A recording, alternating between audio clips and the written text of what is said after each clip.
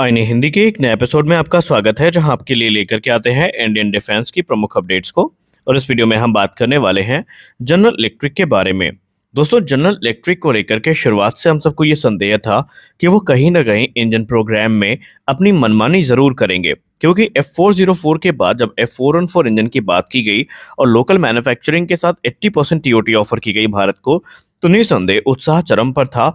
और हम सब काफी खुश भी थे, क्योंकि इस प्रकार के एडवांस इंजन के टेक्नोलॉजी मिलने का मतलब ये है कि भारत में जो जेट इंजन मैन्युफैक्चरिंग है ये काफी कह सकते हैं आगे जा सकती है। लेकिन फिर से वही हुआ जिसका डर था, क्योंकि जनरल इलेक्ट्रिक बेसिकली शुरुआत से ही आईपीआर और एक्सपोर्ट राइट्स को लेकर के चुप थी, और हम ये मान रहे थे कि आज नहीं तो कल शायद भारत को ये मिल जाए। लेकिन अब ये लगभग क्लियर हो चुका है और जनरल इलेक्ट्रिक में ये बात मान ली है कि भारत को जो इंटेलेक्चुअल प्रॉपर्टी राइट्स हैं इंजन के, वो प्रदान नहीं किए जाएंगे। जी हाँ, आपने सही सुना, भारत को जो आईपीआर राइट्स हैं ये नहीं प्रदान किए जाएंगे, और ना ही भारत के पास F414 इंजन के एक्सपोर्ट राइट होंगे।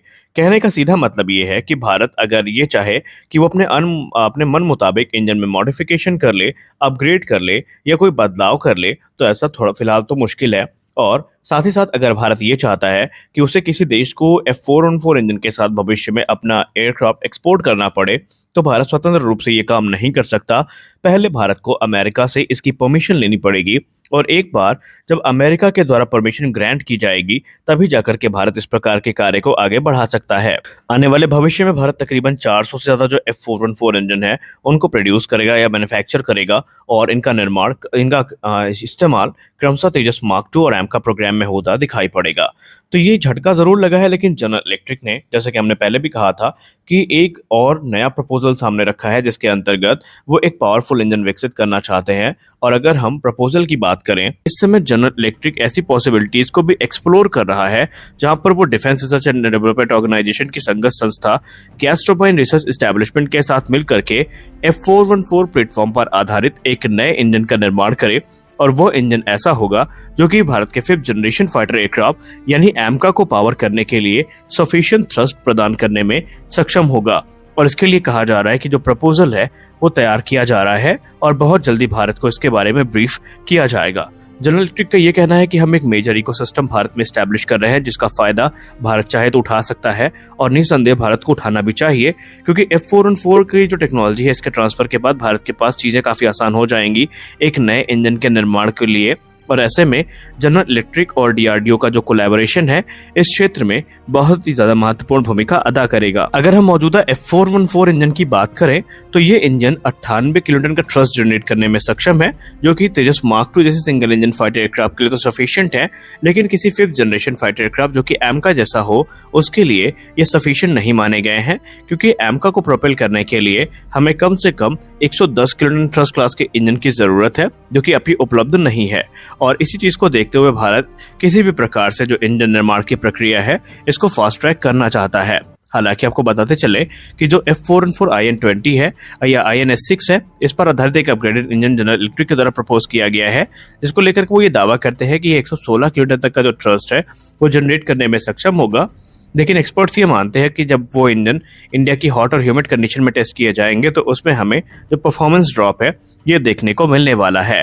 तो ऐसे में जनरल इलेक्ट्रिक ये कह रहा है कि वो एक नए डिजाइन और इनोवेशन के साथ में आएंगे, जहां पर उनका लक्ष्य ये होगा कि भारत में एक ऐसे इंजन का निर्माण किया जाए जो कि इंडिया की हॉट और ह्यूमिड कंडीशन को विथस्टैंड कर सके और परफॉर्मेंस ड्रॉप हमें देखने को ना मिले। अब ये जो हमें देखने को मिला है बड़ा डेवलपमेंट, इसमें वो कई एडवांस टेक्नोलॉजीज को इंट्रोड्यूस करना चाहते हैं। इसमें हमें एडवांस जो है या इनहैंस ड्यूरेबिलिटी इंजन देखने को मिलेगा, जो कि एक बड़ा अपग्रेड होगा। इसमें हमें बेसिकली 2 स्टेज फैन देखने को मिलेगा और एक forward Swift all black design देखने को मिलेगी। और ये जो इंजन होगा इसको लेकर के कहा जा रहा है कि 10% इंक्रीज थ्रस्ट के साथ हमें देखने को मिलेगा। इसके अलावा जो फ्यूल रिडक्शन है इसको भी तकरीबन 4% तक कम किया जाएगा। कुछ रिपोर्ट तो ये भी कहती है कि ये जो स्पेसिफिक फ्यूल कंजम्पशन है और इसकी पावर कैसे आउटपुट है, इसमें हमें 20% तक का जो बूस्ट है वो देखने को मिल सकता है। यानी जो फ्यूल रिडक्शन है वो 4 से 5% तक कम होगा, और जो थ्रस्ट है वो 10 से लेकर के 20% तक बढ़ सकता है करंट F414 से अगर इसको कंपेयर करें। और ये जो एनहांसमेंट है ये जनरल इलेक्ट्रिक F414 EDE यानी कि इनहैंस ड्यूरेबिलिटी इंजन है, ये भारत के लिए काफी महत्वपूर्ण हो सकता है। हालांकि यहाँ पर चीजें पहले भी जनरल इलेक्ट्रिक के द्वारा कही गई थी। आपको पता होगा जब जेट इंजन की बात हुई तो जनरल इलेक्ट्रिक ने शुरुआत से कहा था कि अगर भारत F414 इंजन की जो डील है इसको फाइनलाइज कर लेता है बड़े पैमाने पर, तो भारत के पास क्रिटिकल जो इंजन टेक्नोलॉजी है इसका एक्सेस होगा और एमका प्रोग्राम के लिए भारत के लिए गेम चेंजिंग स्टेप साबित हो सकता है। लेकिन आपको बताते चले कि ऐसा ऑफर सिर्फ जनरल इलेक्ट्रिक इकलौती कंपनी नहीं है जिसने किया हो। ऐसे मिलते जुलते ऑफर हमें ऑलरेडी सैफरॉन और रोल्स रॉयस से मिले हैं, जहां पर रोल्स रॉयस ने भी यही कहा है कि वो एक नई कोर के साथ नए इंजन का निर्माण करेंगे जो कि भारत में ही बनाया जाएगा और वो इंडिया की हॉट और ह्यूमिड कंडीशन के हिसाब से होगा और उसमें तकरीबन 120 किलोन्यूटन तक का जो थ्रस्ट है वो जनरेट करने में सक्षम होगा। रोल्स रॉयस ने कहा था कि इसका जो इंटेलेक्चुअल प्रॉपर्टी राइट है भारत के पास होगा और जो एक्सपोर्ट राइट है ये भी भारत के पास ही होंगे, जबकि जनरल इलेक्ट्रिक के केस में ये चीजें अभी भी संदेहप्रद हैं कि क्या भारत को इंटेलेक्चुअल प्रॉपर्टी राइट और एक्सपोर्ट राइट मिलेंगे और क्या भारत स्वतंत्र रूप से इन इंजन को एक्सपोर्ट कर सकेगा, क्योंकि भारत एयरक्राफ्ट का निर्माण सिर्फ अपने इस्तेमाल के लिए नहीं कर रहा है बल्कि एक्सपोर्ट मार्केट को ध्यान में रख करके भी भारत अपना कदम आगे बढ़ा रहा है। तो ये सारी चीजें इन मामले को और ज्यादा कॉम्प्लेक्स कर देती है। वही रोल्स रॉयस के ऑफर की बात करें तो उन्होंने कहा है कि जो इंजन वो बनाएंगे भारत स्वतंत्र होगा, जिसको चाहे एक्सपोर्ट करे और भारत में चेंजेस भी कर सकता है और ये मॉडुलर डिजाइन फिलॉसफी के साथ में होंगे, यानी आने वाले भविष्य में अगर किसी मॉडिफिकेशन या अपग्रेड की जरूरत पड़ती है तो हमें एक्सटेंसिव मॉडिफिकेशंस नहीं करने पड़ेंगे और ये चीजें आमतौर पर काफी ज्यादा महत्वपूर्ण हो जाएंगी। इसके अलावा अगर हम सैफरान की बात करें तो उसे इस क्षेत्र में सबसे प्रबल दावेदार माना जा रहा है और कहा जा रहा है कि शायद संभावित है कि जनरल इलेक्शन के बाद जब सरकार का गठन होगा तो उसी के बाद जो कुछ बड़े डिसीजन है उसमें जेट इंजन का भी डिसीजन होगा और वो लिया जा सकता है। सैफरॉन ऑलरेडी भारत में अपने इंजन एमआरओ फैसिलिटी को स्टैब्लिश कर चुका है जो कि अगले वर्ष से ऑपरेशनल हो जाएगी, जहां पर राफेल के M88 इंजन को एमआरओ सपोर्ट प्रदान किया जाएगा, यानी मेंटेनेंस, रिपेयर और ओवरहॉल सपोर्ट प्रदान किया जाएगा। और उनका कहना है कि वो इस समय भारत के साथ मिल करके एमका के लिए 120 से लेकर के 130 किलोन्यूटन थ्रस्ट क्लास का जो इंजन है वो विकसित कर सकते हैं। हालांकि ये इंजन M88-4 पर आधारित हो सकता है, लेकिन इसमें एक नई कोर हमें देखने को मिलेगी। इसके अलावा वो ये भी कह रहे हैं कि जब तक ये इंजन बनके तैयार नहीं हो जाता पूरी जिम्मेदारी सैफरान के कंधे पर होगी। इस इंजन टेस्टिंग में हमें Rafale fighter as a flying test bed देखने को मिलेगा।